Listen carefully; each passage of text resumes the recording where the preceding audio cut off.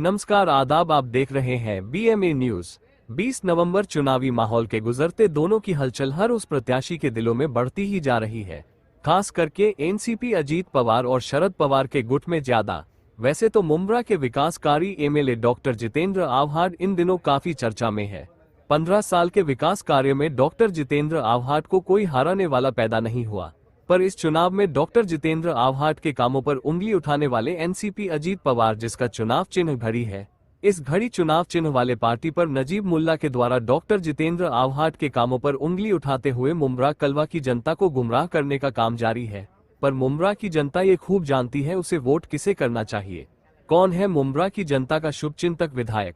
इसी क्रम में द जितेंद्र आव्हाड मुंब्रा के हर गली नुक्कड़ चौराहे पर जनता के बीच जाकर उनकी समस्या सुन रहे हैं और साथ ही डॉक्टर जितेंद्र आव्हाड अपने कलवा मुंब्रा विधानसभा अध्यक्ष शमीम खान के साथ सभा ले रहे हैं।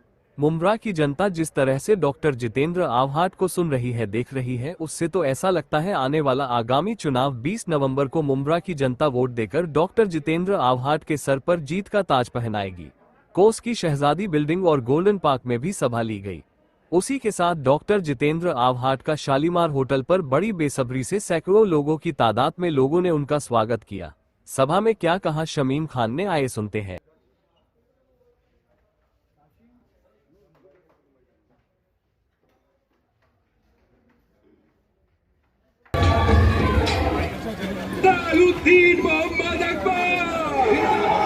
मैं शुक्रिया अदा करता हूं कि अवार्ड साहब हमारे दरमियान आ चुके हैं और मैं ये माइक अवार्ड साहब को देता हूं क्योंकि आप लोग उनका बहुत बेसब्री से इंतजार कर रहे हैं इस शेर के साथ कि ये तेरी मेरी बात है, अखबार मत बना, आवाम को गुमराह मत करो कि तेरा मेरा रिश्ता क्या, ये तेरी मेरी बात है, अखबार मत बना, इस देश को देश रहने दे, बाजार मत बना, हिंदू भी चैन से है, मुसलमान भी सुख से, उनकी बीच नफरत की दीवार मत बना।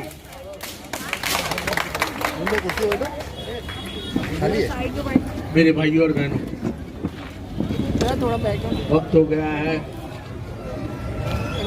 लेकिन एक सवाल मैं पहले ही पूछता हूँ, ये नीचे का कंक्रीट किसने बनाया था? मैं आप सबसे पूछना चाहता हूँ कि तुम्हारे पैर के नीचे का कंक्रीट किसने बनाया था? ये तुम्हारे सामने जो रास्ता है, जो तालाब पाली को बाजू से निकलता है, वो किसने बनाया? और वो भी कैसा बनाया मालूम? एक दिन रात के 3 बजे मेरा इंजीनियर और ये तभी नगर सेवक था, हम लोग 3 लोग ऐसे घूम रहे थे रास्ते देखते देखते, उधर 2 पेड़ दिखे, 2 रिक्शा दिखी, तो हमने बोला इंजीनियर को ये सब निकालो, कल के कल रास्ता बड़ा बना दो, तो रास्ता बड़ा बन गया। तुम्हारे इधर एक कुछ लीकेज का कुछ प्रॉब्लम था,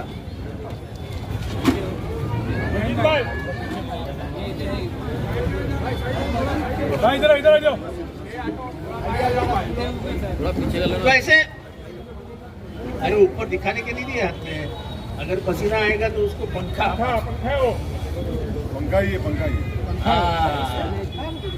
पर ऐसा मत करो, मेरे को भी हिला रही है ऐसा।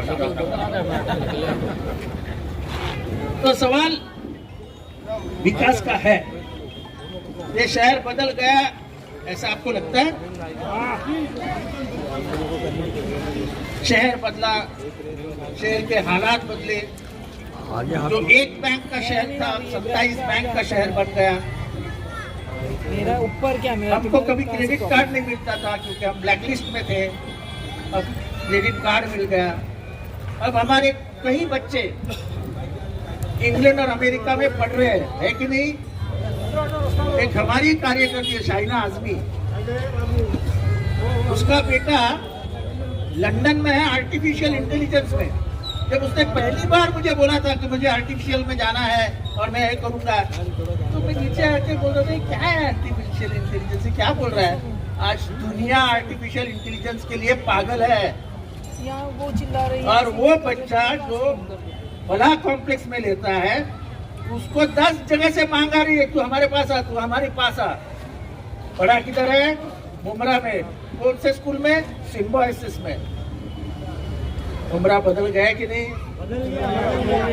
कई बच्चे ग्रेजुएट हो रही है, सीए हो रही है, बीई हो रहे, बीए हो रहे, बीएससी हो रहे। हालात बदले, रास्ते अच्छे हो गए, दिखने के लिए मुमरा अच्छा हो गया। पहले दोस्तों को मिलाना लोगों को शर्म लगती थी कि मेरे दोस्त को मैं कैसे बुलाऊं, स्टेशन पे उतरेगा तो उसको कीचड़ दिखेगा। आज अपना स्टेशन कितना सुंदर है।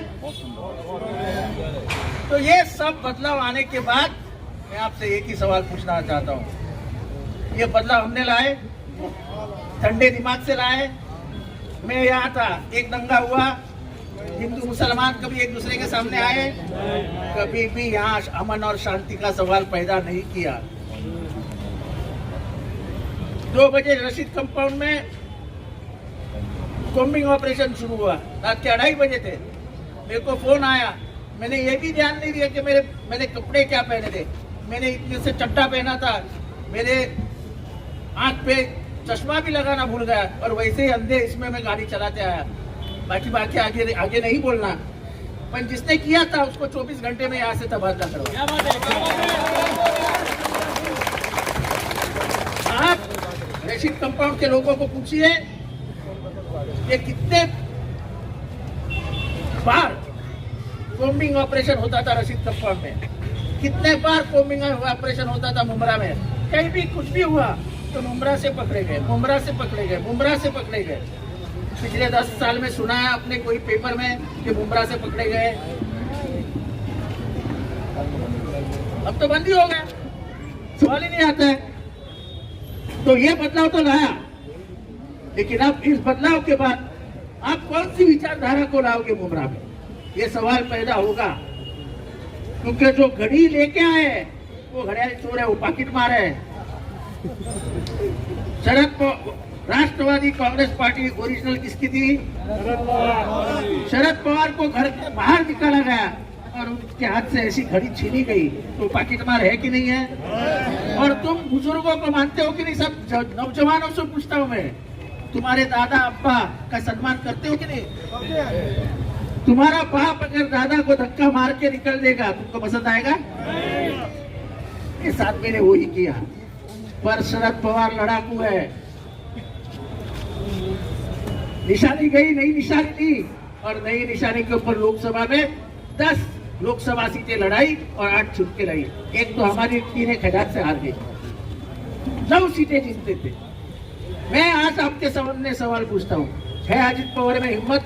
ले नई निशानी और लड़ हमारे सामने, देखते तो कैसा 1000 वोट पाता है क्या? अरे हमारी निशानी, हमारा पार्टी चुरा करके तू लेके जाएगा और बोलेगा मैं बाबू इस पार्टी का। अरे उस पार्टी का सूट सिला है शरद पवार ने और तू पहनेगा, उसमें तू तबला पुतला ही दिखेगा। तेरे को मेरे वो सूट तेरे को अच्छा ही नहीं दिखेगा। तो मेरा सवाल ज्यादा नहीं है आपसे,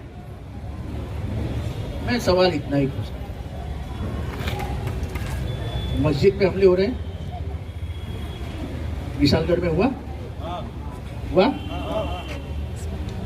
दरगाह तोड़ने की बातें हो रही है। अपना ये हाजी मलंग का दरगाह शहीद कर दो बातें हुई।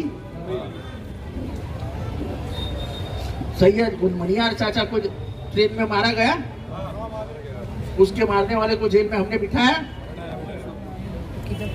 अब सवाल आखिरी पूछ रहा हूं, नबी के शान में गुस्ताखी करने वालों को क्या आप बाजू में बिठाएंगे? उसको साथ में लेके घूमने वाले को बाजू में बिठाएंगे? तो आज ये घड़ी बीजेपी के हाथ में है और चाबी अमित शाह के हाथ में है। गंगागिरी महाराज कहता है, जो भी नबी के बारे में बोला, महाराष्ट्र के इतिहास में ऐसा कभी नहीं हुआ था। हम किसी भी हालात में जिसको दिल से लोग मानते हैं उस पर कभी भी हमला नहीं करते। हमारे मराठी मिट्टी ने हमको सिखाया नहीं है। ये मराठी मिट्टी से प्यार देती है और भूखे इंसान को पेट से अनाज देती है। ये हमारा काम रहा है, इसलिए तो इतने उत्तर भारतीय हमारे यहाँ है, क्योंकि पेट भरने वाली है जमीन है। तो मैं सिर्फ एक ही सवाल पूछता हूँ, आपके सामने कोई भी आए उसको पूछना, उसको एक ही सवाल पूछना कि नबी के शान में गुस्ताखी करने वाला आज तक सलाखों के पीछे क्यों नहीं गया? अगर तुम उसको पीछे नहीं डाल सकते तो हमारे इधर आओ भी मत, चलो भागो। ये तुम्हारा सवाल होना चाहिए।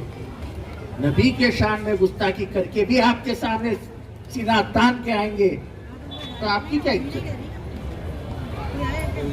तो इसीलिए जो सभी धर्मों को एक बराबर देखता है, सभी धर्मियों के लिए खड़ा होता है, जब भी आपके कुछ ऊपर कुछ हमला होता है, कुछ कोई बोलता है तो चंद आवाजें उठती है, उसमें से एक आवाज ये उठती है, चाहे मसला कोई भी हो। मेरे गाड़ी पे हमले हुए, मेरे गाड़ी पे पत्थर फेंके गए, मुझे मारने की धमकियां दी गई, मेरे घर पे लोग आके गए, मैं अपने उसूलों से नहीं हटा, मैं अपने उसूलों से हटूंगा भी नहीं। जान चली गई वांदा नहीं, जान देने वाला लाने वाला वो है, ले जाने वाला भी वो है, कौन फर्क, किसको फर्क पड़ता है? तो इसलिए ज्यादा बात नहीं करता हूँ। उमरा का अच्छा डेवलपमेंट हुआ है, पर लेकिन जालिम और जुल्म किसी को मत बोलना। ऊपर वाले ने, नबी ने क्या फरमाया है कि मौका जो भी मिलेगा तभी जालिम और जुल्म दोनों को खत्म करो। तुमको मौका मिलेगा और तुमको हथियार भी दिया है बाबा साहब अम्बेडकर ने, वोटिंग का। वोटिंग करो और वो जालिम को उस हथियार से मार डालो। वोटिंग हथियार इस्तेमाल करो। ऊपर वाला जब पूछेगा कि जब तुम्हारे ऊपर जुल्म हो रहा था तो तुम क्या कर रहे थे, तो क्या जवाब दोगे? तो जालिम और जुल्म को खत्म करने के लिए डॉक्टर बाबा साहब अम्बेडकर ने तुमको एक हथियार दिया है, वो वोटिंग का है। उसका इस्तेमाल करके तारी निशानी पे बटन दबाकर, तो तारी बजाने वाला आदमी इस निशानी पे बटन दबाकर वोट दीजिए। इतना ही कहकर आपके दुआओं की दरखास्त करता हूँ। खुदा हाफिज।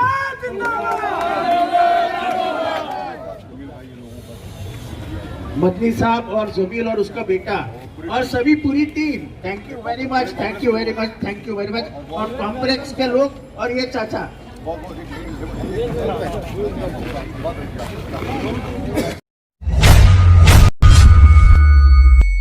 चैनल को सब्सक्राइब, लाइक, कमेंट, शेयर करें और बेल आइकन दबाना ना भूलें।